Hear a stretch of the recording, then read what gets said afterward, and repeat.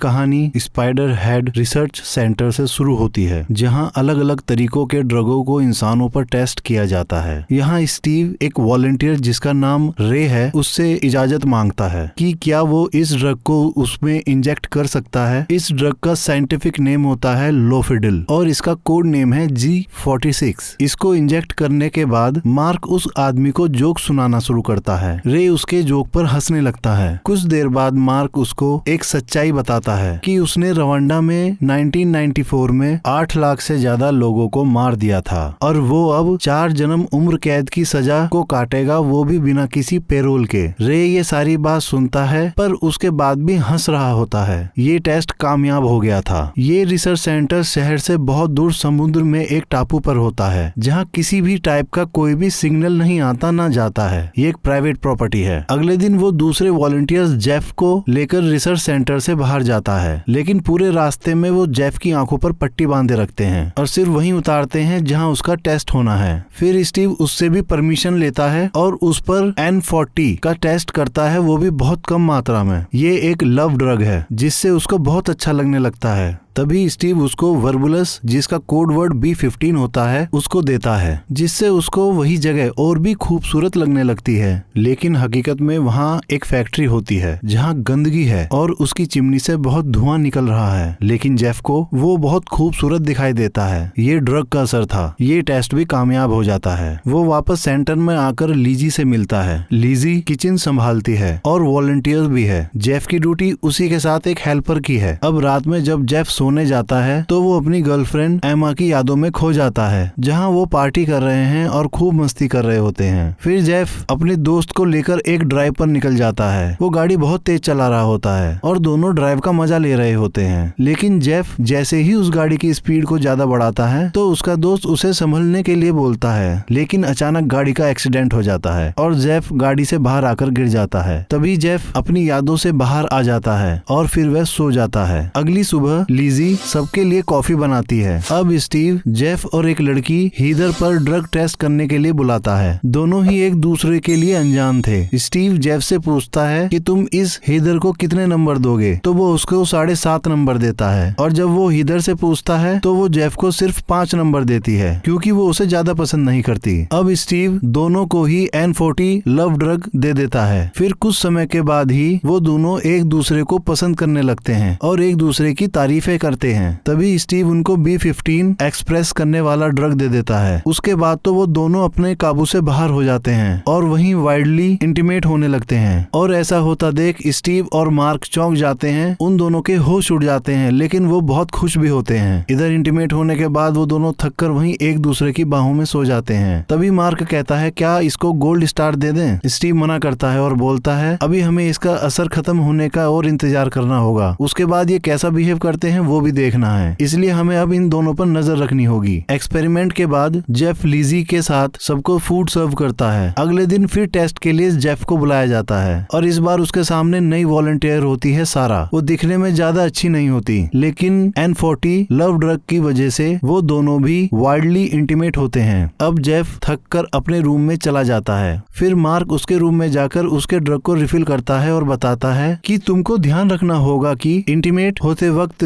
या किसी भी वक्त तुम्हारे इस मूवी पैक को कोई टच न करे, क्योंकि ये बहुत ज्यादा सेंसिटिव है और टूट सकता है, जिससे तुम्हें प्रॉब्लम हो जाएगी। फिर वो मार्क से खुद को किचन से हटाने के लिए बोलता है, क्योंकि उसे थोड़ा चेंज चाहिए था। अगले दिन ट्रायल के लिए स्टीव हीदर और सारा को बुलाता है और जेफ को अपने साथ ट्रायल रूम में इनवाइट करता है। फिर तीनों ही वहाँ बैठकर सारा और हीदर को देख रहे होते हैं। तभी स्टीव इस टेस्ट की जिम्मेदारी जेफ को देता है और उसको बताता है कि ये ड्रग कैसे इंजेक्ट होता है। अब उसको सारा या हीदर में से किसी एक को चुनना होगा और उसे ये इंजेक्शन देना होगा, जिसका नाम डार्क इन फ्लक्स है, जिसका कोड वर्ड है I16। इस ड्रग को देने से आदमी के शरीर में बहुत ज्यादा दर्द होता है, कोई भी इसको सहन नहीं कर सकता था और ये बात जेफ जानता था, क्योंकि ये ड्रग उस पर एक बार टेस्ट किया जा चुका था और उसके दर्द से वो बहुत ज्यादा डर गया था। अब वो नहीं चाहता था कि जो दर्द उसने महसूस किया था वो दर्द कोई और भी महसूस करे, इसलिए वो उसे देने से मना कर देता है। तभी स्टीव कहता है कि तुम फैसला नहीं कर पा रहे हो इसलिए आज हम ये टेस्ट नहीं करेंगे। और फिर वो सारा और हीदर को वहाँ से जाने के लिए कहता है। फिर वो जेफ से पूछता है कि क्या तुमने कभी किसी से प्यार किया है? तो वो बताता है हाँ, उसकी गर्लफ्रेंड से। तभी स्टीव जेफ से बोलता है कि तुम बहुत लकी हो, क्योंकि बहुत कम लोगों को उनकी मोहब्बत मिलती है और अकेलापन बहुत ही जानलेवा होता है। फिर स्टीव जेफ से पूछता है कि उस हादसे से पहले अगर तुमको हमारे किसी प्रोडक्ट को यूज करने का मौका मिलता तो तुम क्या चाहते? जेफ बोलता है कि मैं वक्त को पलट देता। तभी उसको अपना एक्सीडेंट याद आता है जहाँ वो गाड़ी से बाहर गिर गया था। वो उठकर अपने दोस्त को गाड़ी में से निकालता है और देखता है कि वह मर चुका है। स्टीव उसको ये सब भूल जाने के लिए बोलता है। अब जेफ वहाँ से सीधा क्लब चला जाता है। तभी वहाँ 2 गार्ड आते हैं और उसको बताते हैं कि आज तुम्हारा फ्री फ्राइडे है और तुम अपने घर पर किसी से भी बात कर सकते हो। फिर वो उसको लेकर दूसरे टापू पर चले जाते हैं जहाँ पर सिग्नल आते हैं। वो अपनी गर्लफ्रेंड एमा को फोन करता है और उसको एक वॉइस मैसेज सेंड करता है। लेकिन उससे पहले भी उसने कई बार उसे मैसेज किए थे, लेकिन कभी उसे किसी भी मैसेज का जवाब नहीं मिला। अब वो उसको बताता है कि मुझे यहाँ कोई मिल गया है और उसका नाम लीजी है। उससे मिलकर मुझे तुम्हारी याद आती है और अब आज के बाद मैं तुम्हें तंग नहीं करूंगा। ये मेरा आखिरी मैसेज है। जेफ वापस आकर लीजी के रूम में सेंटा बनकर जाता है और उसे एक सरप्राइज गिफ्ट भी देता है। लीजी कहती है कि अभी क्रिसमस कहाँ है? वो बोलता है कि यहाँ किसी को भी नहीं पता कि क्रिसमस कब है। आज हम खुश हैं तो आज ही मना रहे हैं। अगले दिन जेफ और रोगन को टेस्ट के लिए बुलाया जाता है। रोगन कभी किसी से सीधे मुंह बात नहीं करता। वो बहुत ताकतवर और डरावना है। कुछ ही देर बाद जेफ को लगता है कि कभी उसे लव ड्रग N40 तो नहीं देंगे, तो वो डर जाता है और घबराकर अपनी कुर्सी से उठ जाता है और आज का टेस्ट ना करने के लिए बोलता है। तभी स्टीव बताता है कि वो उनको N40 लव ड्रग नहीं देने जा रहे। तब जेफ शांत होता है और थोड़ी देर तक वो दोनों ऐसे ही बैठे रहते हैं। फिर स्टीव उन्हें जाने के लिए बोलता है। तभी जेफ को कुछ महसूस होता है और वो वहाँ से सीधा स्टीव के टेस्टिंग रूम में आ जाता है। वो वहाँ हीदर को पहले से ही बैठा हुआ देखता है और उससे पूछता है कि क्या तुम्हें इसने ये कहा था कि मुझे या रोगन में से किसको तुम दर्द पैदा करने वाला ड्रग दोगी? तो हीदर उसको बताती है हाँ यही बात है। और हीदर से ये भी पूछता है कि क्या वो रोगन के साथ भी इंटीमेट हुई थी? तो वो उसको भी हाँ बोल देती है। तभी स्टीव हीदर को वहाँ से जाने के लिए बोलता है और वो वहाँ से चली जाती है, जिसकी वजह से जेफ बहुत ज्यादा गुस्सा हो जाता है। तब स्टीव उसे शांत करने के लिए बोलता है कि ये सब एक प्रोटोकॉल का हिस्सा है और फिर एक चार्ट दिखाता है और बोलता है ये सारे रूल्स उस प्रोटोकॉल कमेटी ने ही बनाए हैं और तुम लोग कोई दूध के दूल्हे नहीं हो। तुम सब एक से बढ़कर एक कैदी हो और तुम यहाँ फ्री में कहीं भी आ जा सकते हो, किसी के भी साथ बैठ सकते हो, मेरे पास भी कभी भी आ सकते हो, जो चाहे वो खा सकते हो, खेलते हो, सोते हो, हंसते हो। और बताता है कि मेरे ऊपर जो लोग हैं अगर उन्हें इस बात का पता चलेगा कि मैंने तुम सब लोगों को इतनी छूट दे रखी है तो वो मेरे साथ बहुत बुरा करेंगे। उसके बावजूद भी मैं तुम सबके साथ अच्छा बर्ताव करता हूँ। अब जेफ को अपनी बातों पर गिल्टी फील होती है और वो उसको सॉरी बोलता है। अब वीकेंड पर स्टीव मार्क को 2 दिन की छुट्टी देता है और खुद भी अपने घर आकर एंजॉय करता है और अपने मूवी पैक में N40 लव ड्रग को अपने अंदर इंजेक्ट करता है और उससे होने वाले बदलाव को महसूस करता हुआ उस पल में खो जाता है। अगले दिन लिजी और जेफ साथ में लंच कर रहे होते हैं। तभी उससे पूछती है कि मुझे मार्क ने बताया कि तुम मेरे साथ अब किचन में काम करना नहीं चाहते हो, क्या इसकी वजह तुम्हारी गर्लफ्रेंड है? तो जेफ उसको बताता है मैंने और एमा ने ब्रेकअप कर लिया है और तुम्हारे साथ ही मुझे ऐसा महसूस होता है जैसे अभी भी कोई मेरा अपना है। इधर दूसरी तरफ मार्क स्टीव के मूवी पैक में N40 के 3 कैप्सूल अपलोड करता है। तभी जेफ वहाँ आ जाता है और ये सब देख लेता है। स्टीव उससे कहता है कि तुम्हें आने से पहले खटखटाना चाहिए था। उसको अंदर ही अंदर बहुत गुस्सा आ रहा होता है क्योंकि वो किसी को भी नहीं बताना चाहता था कि वो भी अपने अंदर इन ड्रग्स को इंजेक्ट करता है। आज हीदर को दर्द देने वाला I-15 ड्रग देना होता है, साथ ही जेफ को B-15 एक्सप्रेस करने वाला ड्रग देकर वो क्या एक्सप्रेस करता है उसकी रिपोर्ट बनानी होती है, लेकिन जेफ उनको मना कर देता है। इस बात पर स्टीव बहुत गुस्सा करता है। उसे गुस्सा हुआ देख जेफ उसको बोलता है कि क्या तुम मेरे लिए अपनी प्रोटोकॉल कमेटी से बात करोगे कि वो इस दर्द देने वाले ड्रग को टेस्ट ना करे। स्टीव उसकी बात मान जाता है और वहाँ से निकलकर सीधा किचन में कॉफी पीने चला जाता है। थोड़ी देर बाद स्टीव वापस आकर जेफ को बताता है कि उसने कमेटी से बात की,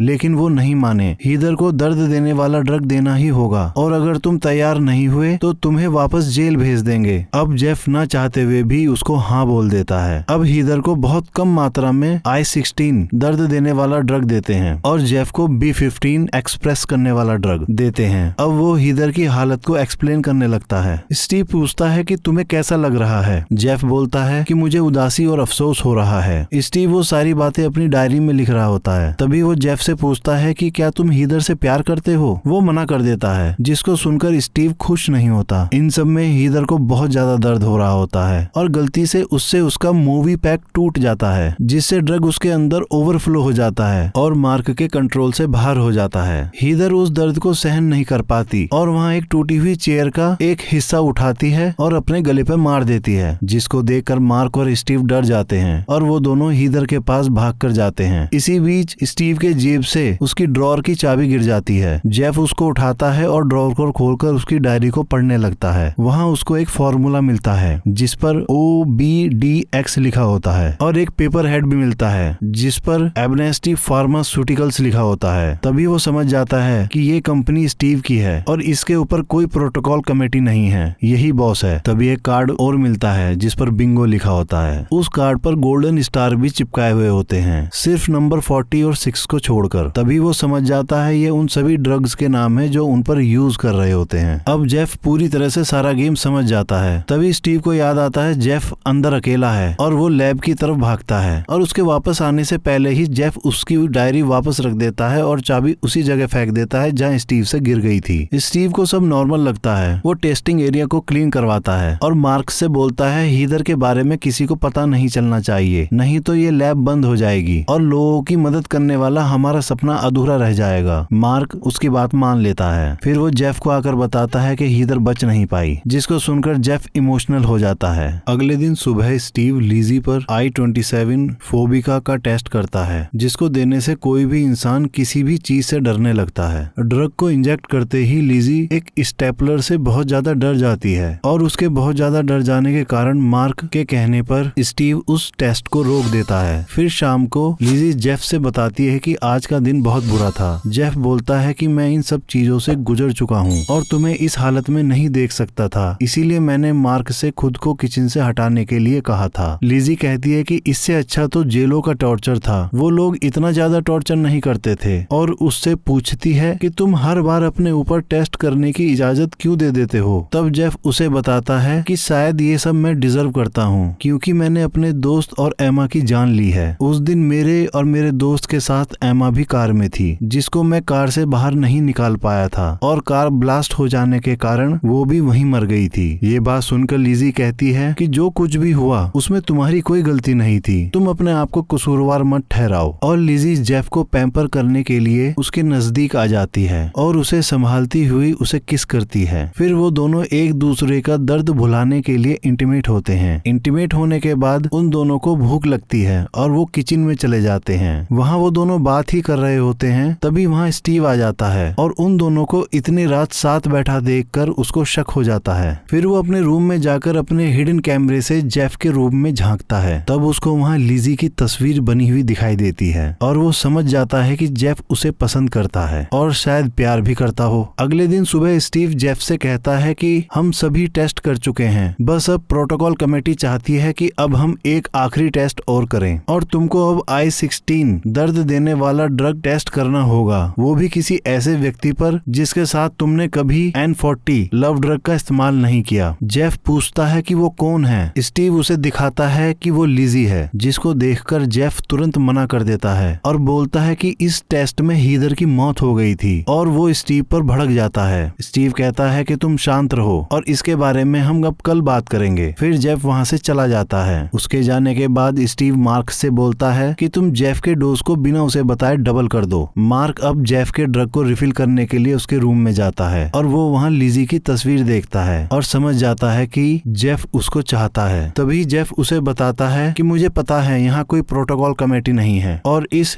रिसर्च सेंटर का बॉस भी स्टीव ही है। और फिर वो मार्क से कहता है कि स्टीव को इनमें से किसी भी दवाई से कोई फर्क नहीं पड़ता, उसे फर्क पड़ता है सिर्फ लाल दवाई से जिसका नाम B6 है। फिर जेफ मार्क से पूछता है कि तुम उसका साथ क्यों दे रहे हो, तुम तो अच्छे आदमी हो। तब मार्क उससे बोलता है कि मैंने उसका साथ अच्छे के लिए ही दिया था। तब स्टीव बोलता है कि वो काम तुम अब भी कर सकते हो। तो मार्क उसकी तरफ देखता है और रिसर्च सेंटर से बाहर चला जाता है। अगली सुबह लिजी पर टेस्ट होने वाला होता है। स्टीव जेफ से लिजी को I-16 देने के लिए कहता है। जेफ लिजी के पास आकर खड़ा होता है और फिर उसे ड्रग देने से मना कर देता है, जिसको सुनकर स्टीव का सब्र टूट जाता है और वो जेफ पर बहुत जोर से भड़क जाता है और गुस्से में लिजी से कहता है कि तुम अपने बारे में जेफ को बताओ कि तुम यहाँ क्यों हो, तुमने क्या किया है। तब जेफ कहता है कि लिजी ने एक बहुत बड़ी चोरी की थी जिसकी वजह से वो यहाँ है। स्टीव उसकी बात सुनकर हंसता है और लिजी से कहता है इसे अपनी सच्चाई अपने आप बताओगी या मैं बताऊं। उसकी बात सुनकर लिजी बहुत ज्यादा परेशान और घबराने लगती है। फिर स्टीव उसकी फाइल निकालकर उसे पढ़ने लगता है, जिसकी वजह से लिजी अपने आपे से बाहर आ जाती है और खुद ही बोल देती है कि मैं एक ऐसी औरत हूँ जिसने अपने ही बच्चे को मारा है। इस बात को सुनकर जेफ चौंक जाता है। फिर वो जेफ को बताती है कि उसने अपनी ही 9 महीने की बेटी को गर्मियों के दिनों में एक पार्किंग लॉट में अपनी कार के अंदर लॉक करके भूल गई और काम पर चली गई थी, जहाँ उसकी सांस घुटने से मौत हो गई। और जेफ से बोलती है कि जो स्टीव कहता है तुम कर दो और डरो मत, क्योंकि बिना अपनी बच्ची के रोज सुबह उठने के दर्द से बड़ा कोई और दर्द नहीं हो सकता। उसकी बात सुनकर जेफ वो ड्रग इंजेक्ट कर देता है। तभी देखते हैं कि स्टीव अचानक से हंसने लगता है। असल में जेफ के हाथ में जो मोबाइल है, जब उसकी स्क्रीन पर देखते हैं तो पता चलता है कि वो कंट्रोल लिजी का नहीं बल्कि स्टीव के मूवी पैक का था और उसमें G46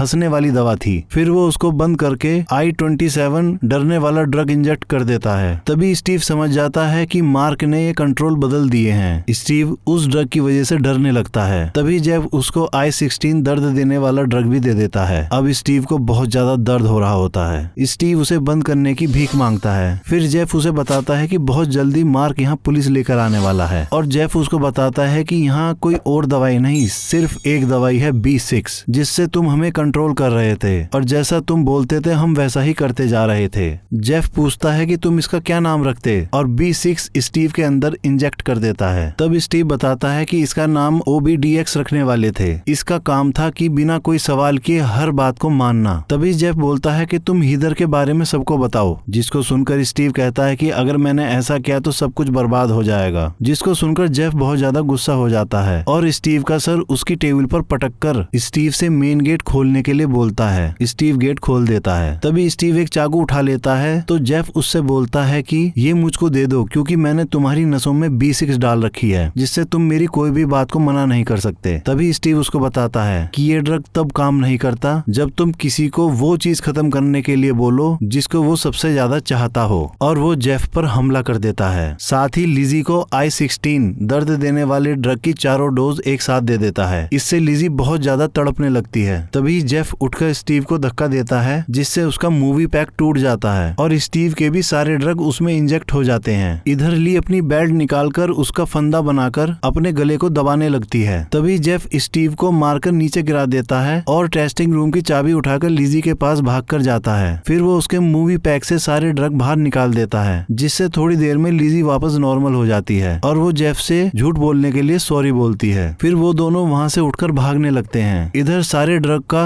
असर स्टीव को भी होने लगता है। फिर भी स्टीव अपने आप को संभालता है और फिर वो अनाउंस करता है कि जेफ और लिजी को यहाँ से भागने से रोको, क्योंकि उन्होंने प्रोटोकॉल कमेटी को भड़का दिया है और वो अब किसी भी टाइम यहाँ आ जाएंगे और इस रिसर्च सेंटर को बंद कर देंगे। तभी स्टीव मॉनिटर पर देखता है कि पुलिस की बोट आ रही है। फिर वो वहाँ मौजूद सारे ड्रग को अपने बैग में भरता है और बाहर आकर अपने प्लेन को स्टार्ट करता है और उसी हालत में उसे उड़ा लेता है। अब सब कैदी जेफ और लिजी को पकड़ने के लिए भागते हैं, लेकिन वो दोनों वहाँ से बाहर आ जाते हैं और मेन गेट को ही बंद कर देते हैं, जिससे सारे कैदी अंदर रह जाते हैं और वो सारे मिलकर उस गेट को तोड़ने लगते हैं। बाहर आकर लिजी और जेफ को एक बोट खड़ी मिलती है। वो दोनों उस पर बैठते हैं और वहाँ से निकल जाते हैं। तभी हम देखते हैं कि स्टीव के मूवी पैक में N40 और B15 लव ड्रग और एक्सप्रेस करने वाला ड्रग एक साथ अपने आप रिलीज हो जाते हैं और उसको अब जन्नत दिखाई देने लगती है। वो अपने सामने वाली पहाड़ी को नहीं देख पाता, क्योंकि क्योंकि उसको हर जगह बहुत खूबसूरती दिखाई देने लगती है और वो उस पहाड़ी से टकरा जाता है जिससे उसका प्लेन ब्लास्ट हो जाता है, जिसे देखकर लिज़ी और जेफ बहुत खुश होते हैं और मूवी यहीं खत्म हो जाती है।